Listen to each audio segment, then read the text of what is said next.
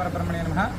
మనం ఈనాడు ఉభయ తెలుగు రాష్ట్రాల్లో ఎన్నికల ఫలితాలను చూస్తున్నాం. అదేవిధంగా భారతదేశ వ్యాప్తంగా ఎన్నికల ఫలితాలను చూస్తున్నాం.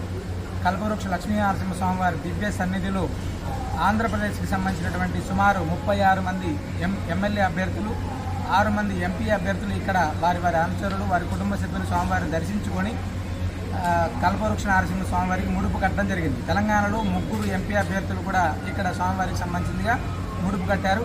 ప్రస్తుతం అందరూ కూడా విజయానికి దగ్గరలో ఉన్నారు. అంటే ఈ యొక్క సర్వే సంస్థల యొక్క ఫలితాలను కూడా పూర్తిగా తారుమారు చేసినటువంటి పరిస్థితులు ప్రస్తుతం నెలకొన్నాయి.